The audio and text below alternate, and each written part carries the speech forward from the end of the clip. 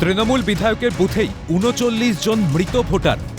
বছর ঘুরলেই বিধানসভা ভোট, তার আগেই ভুতুড়ে ভোটার ধরতে নেমেছে বিজেপি। বাড়ি বাড়ি তালিকা যাচাই করতেই বিষয়টি সামনে আসে। অভিযোগ বারবার বিএলওকে জানিয়েও কোনো সুরাহা হয়নি। পাশাপাশি বেশ কিছু ভোটার রয়েছে যারা এলাকার বাসিন্দা নন বলেও জানিয়েছেন বিজেপির মণ্ডল সভাপতি। না, জানিয়েছিলাম তো, বিডিও অফিসে জানিয়েছিলাম, ওখান থেকে সব জমা দেওয়া হয়েছিল। রেশন কার্ড সব নিয়ে নেওয়ার পর বলেছিল কেটে দেওয়া হবে, কিন্তু আজ পর্যন্ত কাটেনি।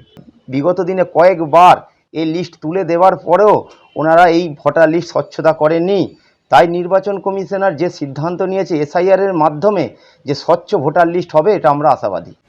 জেলা শাসককে জানানো হয়েছে, ব্যবস্থা নেওয়ার আশ্বাস উলুবেড়িয়া উত্তরের তৃণমূল বিধায়কের। হ্যাঁ, সেটা আমরা বলেছি, দৃষ্টি আকর্ষণ করেছি ডিএম ব্যবস্থা নেই বলেছি। শহরের একাধিক ওয়ার্ডে ভুয়ো ভোটার ধরতে নেমেছে পুরুলিয়া জেলা বিজেপি। বাড়ি বাড়ি গিয়ে মৃত ভোটারদের চিহ্নিত করা হয়। বেশ কয়েকজন এমনও রয়েছেন যারা দীর্ঘদিন ধরে থাকেন না, কিন্তু ভোটার তালিকায় নাম রয়ে গিয়েছে বলে দাবি বিজেপির। 4 বছর তাদের নাম রয়ে গেছে, হ্যাঁ রয়ে আছে তাদের তো লিস্টে, তাই দেখছি লিস্টে।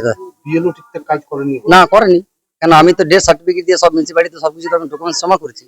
কিন্তু দেখা যাচ্ছে বিগত দিনে রাজ্য সরকারের যে কর্মচারী যারা আছেন, যারা কার্যরত রয়েছেন এবং বিএলও যারা রয়েছেন, তারা এই ধরনের কাজকে হয়তো সঠিকভাবে করেননি, সে কারণে আজকে এই নাম এখনো রয়ে গেছে।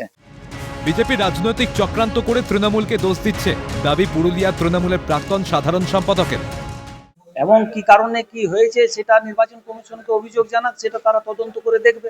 তাতে তৃণমূলের কোনো ভূমিকা আছে বলে আমি নয়, একটা বাচ্চা ছেলেকে জিজ্ঞেস করলে এটা একদম পরিষ্কার। বিজেপি যে বক্তব্যটা দিচ্ছে সেটা রাজনৈতিক কারণে দিচ্ছে। সামনেই ২৬-এর বিধানসভা নির্বাচন, তার আগেই ভুয়ো ভোটার ধরতে কোমর বেঁধে নেমেছে বিজেপি। ভোটার তালিকায় একের পর এক উঠে আসছে মৃত ভোটারদের নাম। দীর্ঘ বছর আগের মৃত ব্যক্তিদের নাম এখনো কেন বাদ দেওয়া হয়নি, উঠেছে প্রশ্ন। সুপ্রিয় রায় ও দীপক রামের রিপোর্ট, ক্যালকাটা নিউজ।